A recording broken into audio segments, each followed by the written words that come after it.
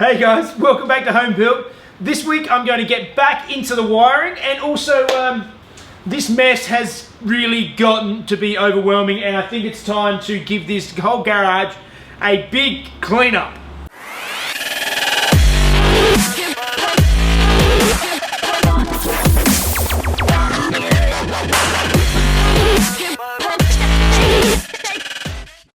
And the first little bit of business is I'll go over what I was talking about last week. You can hear this awful screech in the background. It's the key warning. So that would have been really simple if I'd actually thought about that earlier. So that's another little job down, but there's still lots of this wiring to sort into. But first thing I'm going to do is I'm going to start cleaning up because this place is driving me crazy.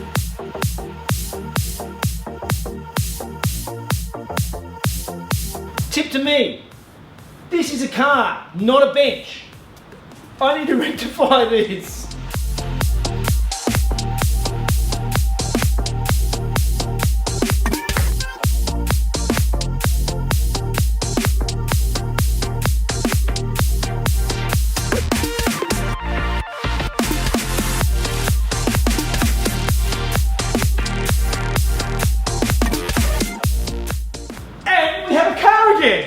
The way it should be. So now I need to continue on the other side and see if I can get rid of some of this junk.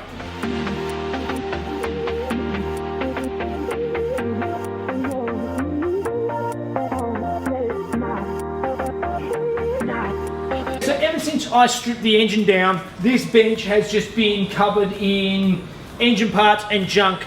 But and I thought, oh look, I'll leave it until I rebuild the engine. But I now realise that a lot of the CIS gear, etc., I'm not going to be using. So I think it's time to pack it all up, sort it out, and work out what I need to paint, what I need to clean, and we'll go from there.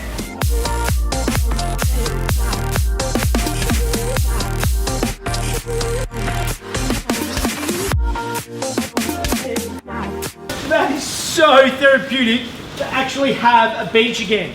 I'm such a messy worker that I just sort of want to just keep plowing through, and I should really stop and clean up in between, but I actually have a cleaned off bench. There was more to just cleaning up. I sorted out all the bits and pieces here that need to be cleaned and gone through because the engine is getting done. So I had to get the bits that I've got here sorted out, cleaned, and ready to be reassembled. So lots of these bits are all sorted out, and I've also got the engine tin stuff on the ground here.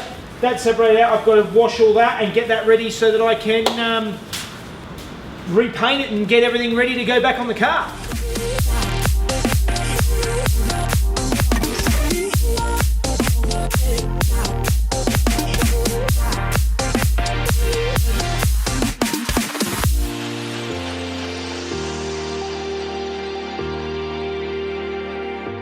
Alright, and that is the garage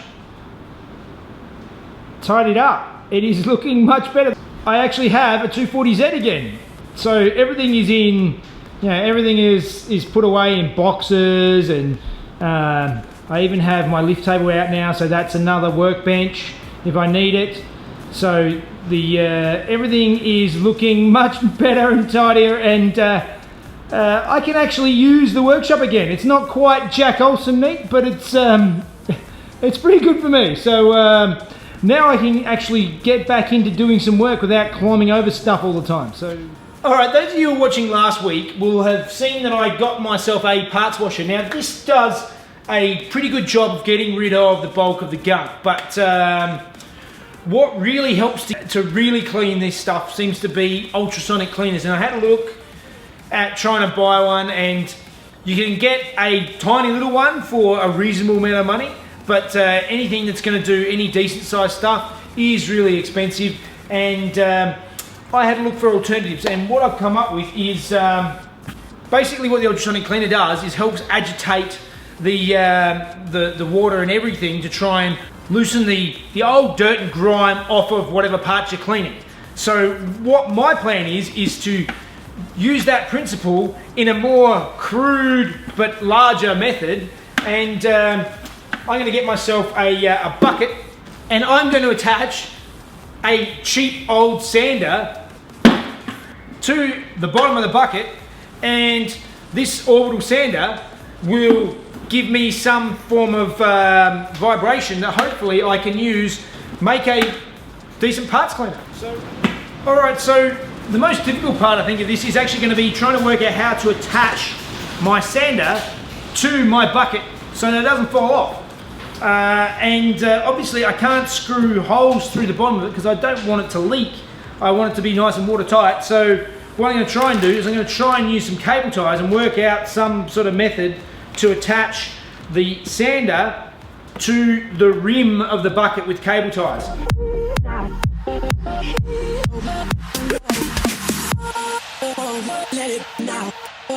Alright, once I thought about it, it was actually pretty easy because I just used the, there's a little lip around the base of the bucket. I drilled a couple of holes in that, and a few cable ties later, there you go, there is a sander well and truly connected to the bottom of the bucket. So now, all I'm going to do is fill the bucket up with cleaning solution, hang it up, and start it up and let it go. Come back in an hour and see how it's going.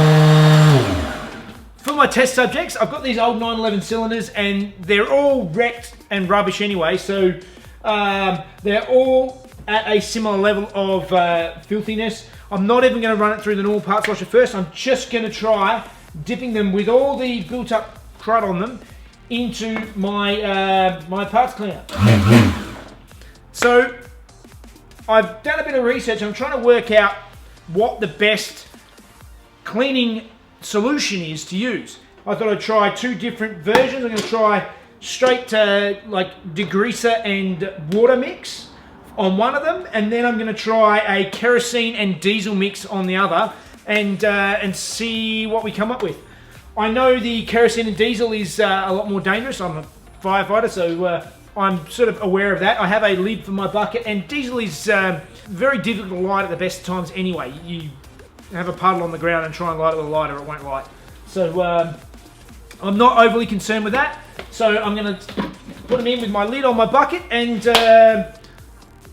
leave it for an hour or so each and see what they do.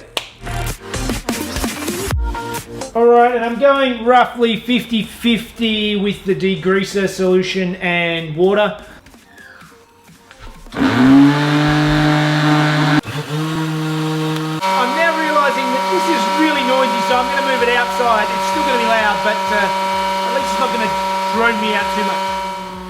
Alright, while that thing is making a crazy racket outside, I'm going to get stuck into these oil lines. So my car, being originally a 74, didn't come with a front oil cooler, but I actually went and bought the oil lines from a wrecker at a crazy price. They were insanely expensive and I should have made them up. But anyway, I've got them, and they're looking pretty old and nasty. Either way, they look much nicer brass than they do black. So my next job is to get in and strip all the black paint off.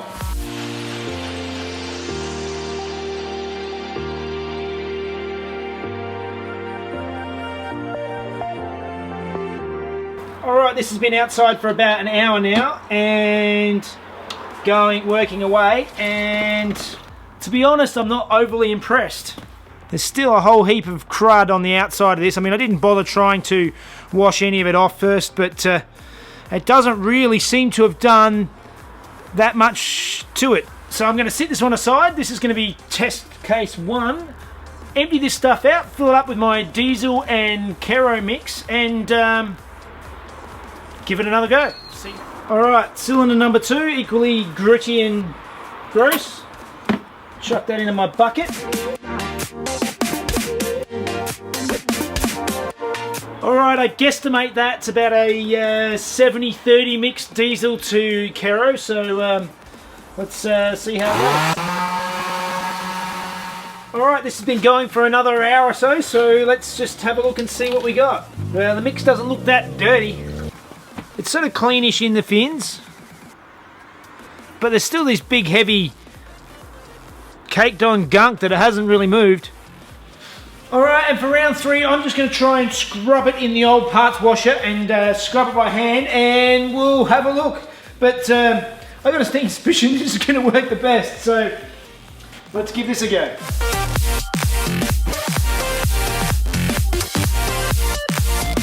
I'm going to leave that to soak for half an hour or so, just to loosen things up a bit more, because it might save me a little bit of scrubbing, but it's already looking like that's the way to go. So, alright, time will tell.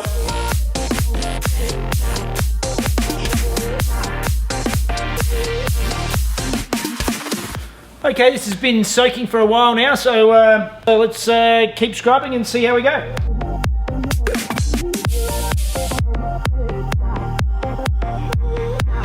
Alright, and there we have it. There are our 3 test results. We have degreaser and water solution. You see this corrosion already starting on this, and it's only been 2 hours or so since I did it. So that's not great, and you can still see the level of gunk that's still stuck on this. It didn't really loosen up much at all. Number 2, that's the diesel and Kero solution. Again, there's heaps of gunk on here. Didn't really loosen it up, didn't really clean it that well. And when you go number 3, with a bit of scrubbing, the parts cleaner, I think the scrubbing wins it. I think it's just, unfortunately, a bit of elbow grease is the best option. To me, I think that makes the homemade ultrasonic cleaner a bit of a bust. From my results, it doesn't work. Good old hand scrubbing beats them hands down. That was a big waste of time, spending all that time building that ultrasonic style parts cleaner. So it means it's time for me to get back into cleaning up those oil lines. 1 down, 1 to go.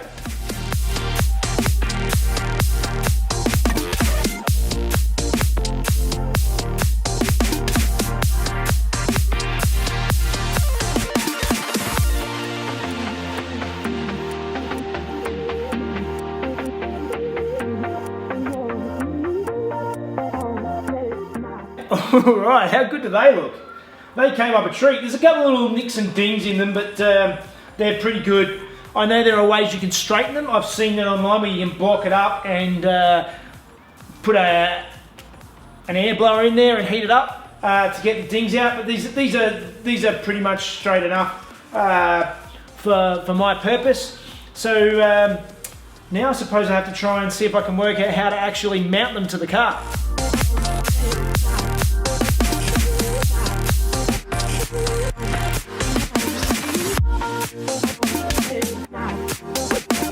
Alright, so we've got some nice shiny oil lines, but I've just realised I've run out of time to actually fit them to the car this week. I've been spending all this time cleaning everything up, so I guess that must mean it's time for Fun Facts with Mrs. Jeff.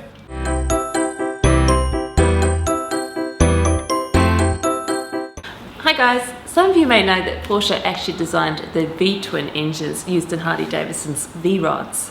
This was Harley's first water-cooled engine, and they make up to 125 horsepower from the 1.2 litre twin. What you may not know is that Porsche was actually designing similar engines with Harley-Davidson as far back as 1976. The two companies worked together on the Nova project, building a revolutionary range of engines and bikes. Due to a change of leadership in the company, despite the extensive development, the bikes ended up in the Harley-Davidson Museum instead of in production. It's a slightly different version of Mail Time today, because instead of people from all over the world sending stuff to me, I actually brought it back on my trip. And last week, I had all the business I forgot. So I'm going to cover it all this week. And first I actually caught up with the guys from DFDB Motorsport, which is actually the group of 964 guys who organised the run to Marblehead. DBFD Motorsport is their little tongue-in-cheek drive, brake, fixed drive. And of course, to go along with that is the Run to Marblehead sticker that Dave got made up for our pilgrimage. Okay, and the next guy I met was Jesse from Driven Daily at the Manchester Makerspace in Manchester, New Hampshire. Yeah, so I also travelled to San Diego, and I caught up with Mike, met him and talked to him at Luftgekühlt about his grey RSR inspired build, and I actually did his podcast, The Solopreneur Hour. He's also Wrench on Instagram. Alright guys, that's it again for another week. I really managed to procrastinate well and not do any wiring, even though that's what I said I was going to be doing this week. But I cleaned the garage up, and I spent a lot of time making a parts cleaner that didn't work. As always, if you want to help out the channel, please go and visit our shop. The link's in the description and get some hoodies or t-shirts. If you're enjoying the videos, please like and subscribe to my channel, Home Built by Jeff, and you can follow me on Facebook and Instagram at the same place. See you guys. The twin-cooled engines used in Harley... No, I'm just saying random words. Twin-cooled engines used in... I don't even know what a twin-cooled engine is. V-twin V-rods. That should be easy. V-twin V-rods. Yeah. It is. Like a foreign language. It really is just random words from me, isn't it?